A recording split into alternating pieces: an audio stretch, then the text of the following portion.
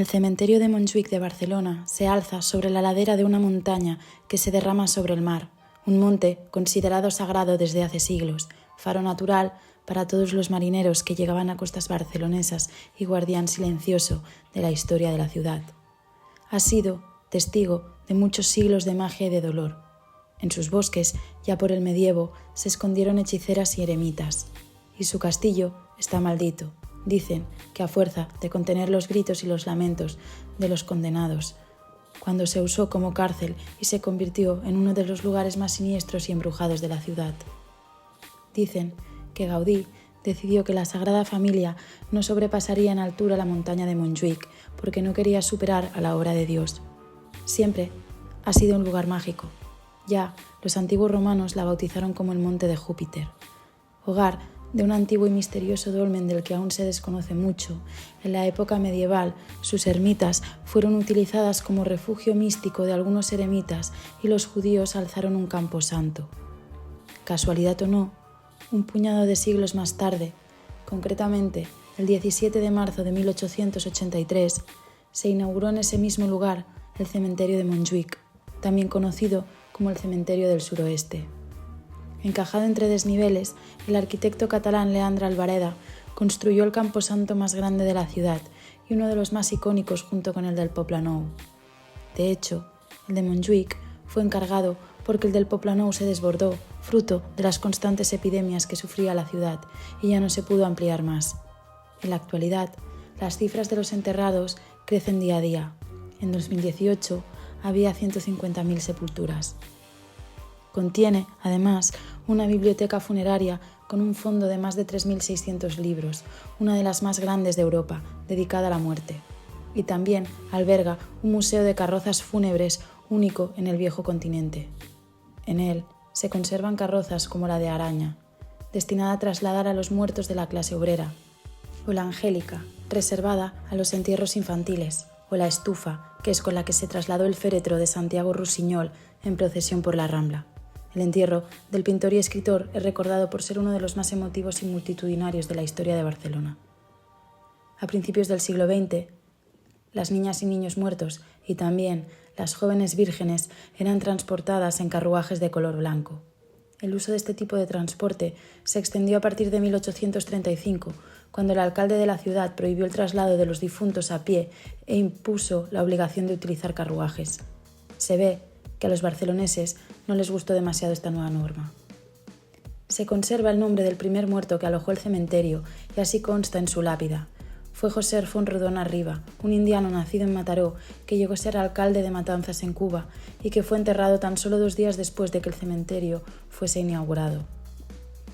Fue la burguesía catalana quien impulsó el cementerio, por eso tiene una distribución jerárquica del espacio. Leandre Albareda fue el arquitecto barcelonés encargado de desarrollar el proyecto. Se inspiró en algunos de los cementerios que había visitado. En su interior está el sello de arquitectos claves en la historia del movimiento modernista, como Enric Sagnier, el constructor de la iglesia del Tibidabo, o Josep Puig i Cadafalch, el mismo que 22 años después de trabajar entre tumbas y mausoleos, construiría la Casa de las Punchas. Y también el escultor Josep Llimona, entre otros. Pasearse por entre sus tumbas y estatuas es como visitar un museo al aire libre. Albareda lo ideó pensando en que fuera lo más soleado y ventilado posible, y consiguió construirlo por terrazas, salvando la fuerte pendiente de la montaña. Se inspiró en el modelo del jardín inglés, una opción paisajística con caminos sinuosos, abundante vegetación y zonas ajardinadas. En sus inicios se mezclaron los estilos arquitectónicos, pero sobre todo destacaba el modernismo, el historicismo, el neogoticismo y el neorromanticismo, pero también el eclecticismo e incluso abundan las influencias al arte egipcio. Desde sus inicios, a finales del siglo XIX y hasta que estalló la Guerra Civil, el cementerio tenía un paisaje muy característico.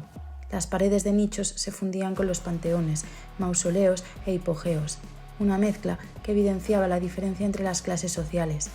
La élite de Barcelona se gastaba auténticas fortunas en encargos funerarios con el objetivo de hacer ostentación de su poder.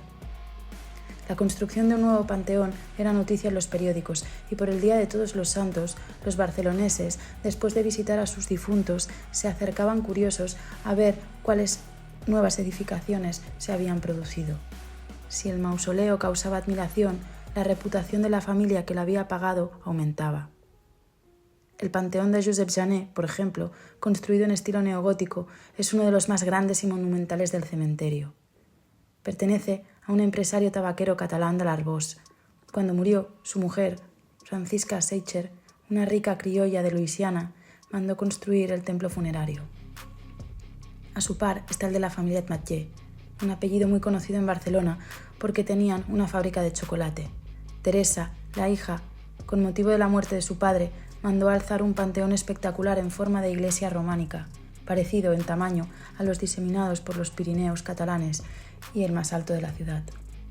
Otro de los mausoleos más importantes del cementerio es el de la familia Can Batlló. Está cavado en la roca misma y está vigilado por 2 ángeles, los cuales se sostienen sobre unas grandes columnas egipcias. Otro detalle interesante son los búhos, muy habituales también en los cementerios por su condición nocturna. Se han asociado tradicionalmente con la muerte o con guías de almas hacia el más allá. Dicen que el ángel de Beccini es el más fotografiado del cementerio y que forma parte de una tumba que pertenece al matrimonio Farnés-Masbernat. Una de las sepulturas más bellas de todo el Camposanto es de la familia Mauqui, de inspiración realista. En vida, el padre fue un editor italiano que empezó su carrera como librero ambulante y acabó convirtiéndose en el dueño de un importante sello editorial.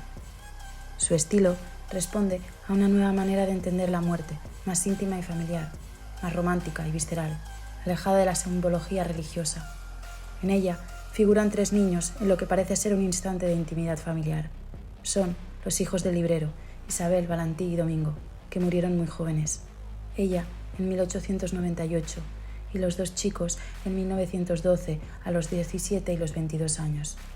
Uno de ellos sostiene un libro. La sepultura se construyó en 1913, poco tiempo después de la muerte de ellos. Muchas obras escultóricas del cementerio pertenecen a los hermanos Ventura, escultores marmolistas dedicados fundamentalmente a la escultura funeraria, que tenían el taller en la calle Muntaner, número 6 de Barcelona. En todos los cementerios barceloneses existen sepulturas proyectadas y ejecutadas por ellos, o incluso hechas directamente en su taller. Durante mucho tiempo, la Iglesia prohibió que los suicidas se enterraran en lo que ellos consideraban suelo sagrado. Por eso, los cementerios disponían de áreas especiales para ellos, como el de Montjuïc. También había un lugar para los abortos, los ateos, los librepensadores y los anarquistas de cualquier condición o estrato social, los recintos libres. En este mismo espacio están enterrados 2 de los representantes más importantes del espiritismo de la Barcelona de 1900. Se trata de Amalia Domingo, en el nicho 35, y de José María Fernández Colavida. El espiritismo tuvo muchos adeptos en la época. Ya por el 1861, el obispo de Barcelona ordenó quemar 300 libros y folletos de tema espiritista, propiedad de Colavida, en la explanada en la que se ejecutaban a los criminales. La oposición y persecución de la Iglesia católica y el descrédito del espiritismo por parte de la ciencia no impidió que se extendiera por toda la ciudad. Todavía en 1934 se celebró en Barcelona un congreso internacional de espiritistas. Amalia Domingo era una bruja, escritora, poeta, feminista, médium y espiritista. Tuvo una infancia dura, marcada por el abandono de su padre y la muerte de su madre, tragedias que la dejaron sumida en la pobreza. Pensó en quitarse la vida en más de una ocasión, pero entonces entró en contacto con el espiritismo y la salvó. Cuentan que una noche, cansada ya de vivir, se le apareció su madre muerta. Entró en contacto con un médico homeópata que le curó la ceguera y la introdujo en los círculos espiritistas. Más tarde, se trasladaría a vivir a Barcelona, donde empezaría a tener visiones y apariciones, como la de su guía espiritual, el padre Germán. Frecuentaba el centro espiritista La Buena Nueva y se alojaba en casa de su amigo Lluís Llach. También destacó por su faceta como activista por los derechos de las mujeres. Firmó un manifiesto donde se pedía mejores condiciones de vida en el trabajo, el acceso a la educación y a disponer de su propio destino. Su último libro, como así consta en el prólogo, lo escribió ya muerta y se lo dictó más allá de la tumba a su médium. Hay un espacio destinado a la memoria colectiva. Se llama Alfusada la Padrera. Durante décadas se utilizó para enterrar a personas sin recursos, cuerpos no identificados, víctimas de los bombardeos de la guerra civil y también fusilados de la represión franquista. En él está enterrado el presidente Lluís Companys. El cementerio también ha salvado del olvido la historia de librepensadores y anarquistas asesinados que se han convertido en leyenda, como Buenaventura Durruti, Salvador Seguí, más conocido como el Noi del Sucre, Francesc Layret, Francisco Ascaso, Francesc Ferrer i Guàrdia.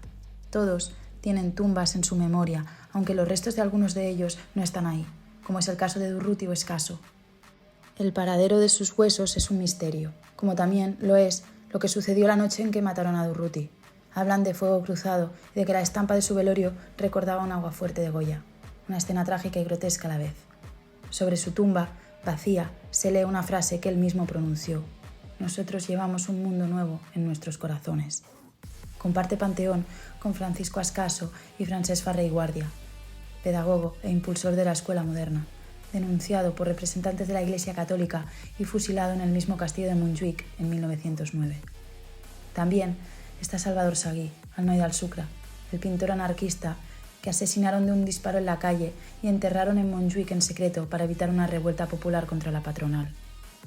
Otros habitantes ilustres de esta ciudad mortuoria son su propio creador, Leandre Albareda, que reposa en un panteón que él mismo mandó construirse junto a su familia, y de Alfonso Sardá, el creador del Plan Sardá, una reforma urbanística de Barcelona del siglo XIX que culminó con la creación del barrio barcelonés de l'Eixample, la familia Godó, la estirpe que fundó el diario de La Vanguardia, el expresidente de Cataluña, Francesc Macià, Joan Gamper, el fundador del Fútbol Club Barcelona, o Enriqueta Martí, una mujer que a principios del siglo XX fue bautizada por la prensa como la vampira del Raval o del carrer Ponent. Igualita que la protagonista de un cuento de terror, fue acusada de secuestrar y matar a niños y hacer ungüentos con sus partes, entre otras atrocidades. Se dice que fue enterrada en una fosa común del cementerio y es considerada como la primera asesina en serie de la ciudad. A su vez, el Camposanto también recoge a peregrinos que llegan para homenajear a los artistas que amaron, una demostración de que la muerte no es sinónimo de olvido. Poetas como Àngel Guimarà y Jacint Verdaguer, que murió de tuberculosis en su finca de Vallvidrera, conocida como Vila Joana, y recibió honores de emperador por el pueblo barcelonés, o la escritora y periodista Montserrat Roig, los pintores Joan Miró, Ramon Casas, Santiago Rusiñol, los escritores Joan Salvat Papasseit, Josep Carné o Josep María de Sagarra, o el músico Isaac Albéniz. Más recientemente, el escritor Carlos Ruiz Zafón, fallecido en 2020, padre de la tetralogía del Cementerio de los Libros Olvidados, la Biblia de la Barcelona maldita. Su tumba está llena de amor, sugus, dragones, postales, todos son referencias a ese universo que creó desde la distancia de escritor emigrado, como solo los grandes novelistas saben hacer, transformando la realidad en algo mejor, algo más poderoso y valioso. Sus páginas retumban como cañonazos en medio de la bruma marina de su ciudad, la misma que ahora también lo compone a él. Aunque quizás de manera más inadvertida, el cementerio también recoge la historia de los muertos anónimos, como la que se esconde detrás de la escultura de Dalmau, en la que aparece un niño pequeño intentando acariciar el rostro de una mujer. Se trata de la historia anónima de María Teresa Zaragoza de Viala, una parturienta que murió al dar a luz en 1928. O la estatua de Enric Clarasó, que muestra a un hombre cavando una tumba con un pico en alto y que recuerda la historia de un operario que trabajaba en una fosa del cementerio cuando calculó mal y se clavó el pico en la espalda y se murió. El problema es encontrar a gente que sepa y recuerde estas historias, porque además, a medida que pasa el tiempo, más se pierden. Por eso es tan importante visitar a los cementerios, leer los epitafios y los nombres y las fechas de sus moradores, testimonios mudos de un pasado que un día seremos. El único antídoto contra ello lo conjuró en uno de sus libros el propio Carlos Ruiz Zafón. Solo existimos mientras alguien nos recuerda.